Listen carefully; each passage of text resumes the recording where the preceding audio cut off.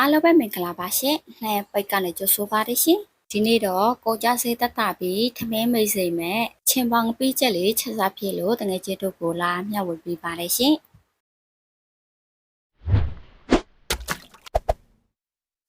ဒါကြတော့ထောင်းဖို့အတွက်ချက်သွန်ဖြူချက်သွန်လေးငရုတ်တည်ရပါရှင်။ဒီချက်သွန်ဖြူနဲ့ချက်သွန်လေးကိုတော့ခြေပေါင်ပြီးချက်လေးထက်ကိုထည့်မယ်ပေါ့နော်။ပထမဦးဆုံးအိုးထဲကိုစီထည့်ပေးလိုက်ပါမယ်ရှင်။စီပူလာပြီးဆိုတာနဲ့စနေမော့လေးကိုထည့်ပေးလိုက်ပါမယ်ရှင်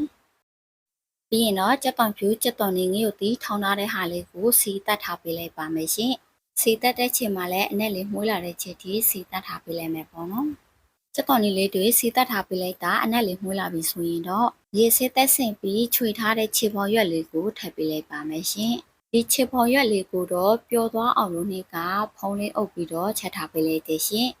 ခုဆိုရင်တော့နေ့ရဲ့ခြေပေါ်ရွက်လေးကမပျော်တပျော်လေးဖြစ်သွားပြီပေါ့နော်။ဒါဆိုရင်တော့ကြာရှိနေသေးတဲ့ခြေပေါ်ရွက်လေးကိုလည်းခဏလိုမျိုးပဲဖုံးလေးအုပ်ပြီးတော့ချက်တော့ပေးလိုက်မယ်ရှင်။နေ့မှာကျတော့အိုးလေးနဲ့သေးနေတာနဲ့ခြေပေါ်ရွက်ကိုနှစ်ခါခွဲပြီးတော့ချက်ထားဖြစ်တယ်ပေါ့နော်။ဒါဆိုရင်တော့ခြေပေါ်ရွက်လေးတမတော့အောင်စုံလေးနဲ့မှုတော့ပေးလိုက်ပါမယ်ရှင်။ဒီခြေပေါ်ရွက်ငပိချက်လေးကထမင်းအရန်စားလို့မိတယ်ပေါ့နော်။ပြီးရင်တော့ပါဝေပစ္စည်းလေးတွေကလည်းတိတ်မများပါဘူးရှင်။အလုပ်လေးကလည်းအရန်လွယ်ကူတယ်ပေါ့နော်။ဒါဆိုရင်တော့ခြေပေါင်ငပိချက်လေးကိုခြေပေါင်ရွက်လေးတွေပျော်သွားတဲ့ခြေဒီဖုံးလေးပိတ်ပြီးတော့ချက်သွားပေးလိုက်ပါမယ်ရှင်။ချက်သွားပေးလိုက်လို့ခြေပေါင်ရွက်လေးကပျော်သွားပြီဆိုရင်တော့စိမ်းစားငပိလေးကိုရေနဲ့ဖြော်ထားတဲ့ဟာလေးကိုခြေပေါင်ရွက်အချိုးစားကိုကြည့်ပြီးတော့ထည့်ပေးရပါမယ်ရှင်။အရာတအနေနဲ့တော့စားနှင်းငယ်ချိုမုတ်နှင်းငယ်အသားမုတ်နှင်းငယ်တခြားနှင်းငယ်ထည့်ပေးလိုက်ပါတယ်ရှင်။ဒီနေရာမှာတော့တခြားမကြိုက်ရတော့မထည့်လိုက်ရပါတယ်ရှင်။ပြီးရင်တော့အားလုံးတမတော့အောင်မှုတော့ပေးလိုက်ပါမယ်ရှင်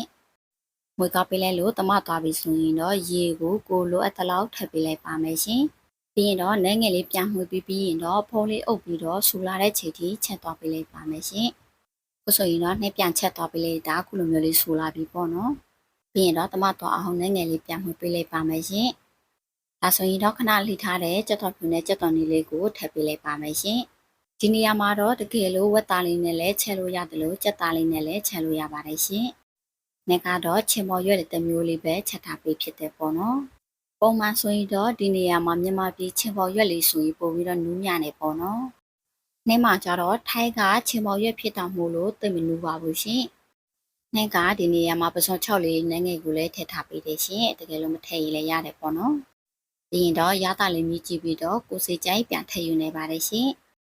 နေ့မှာတော့ရတာလေးစပြည့်ပြီးဆိုရင်တော့စားလို့ရပါပြီရှင်။ဒါဆိုရင်တော့ဒီနေ့တော့ဒီလောက်လေးပါပဲရှင်။နေ့ဗီဒီယိုဖိုင်ကိုကြည့်ရှုအားပေးတဲ့တယောက်ချင်းစီတိုင်းကိုလည်းကျေးဇူးများတင်ပါတယ်ရှင်။အားလုံးပဲတတ်တာ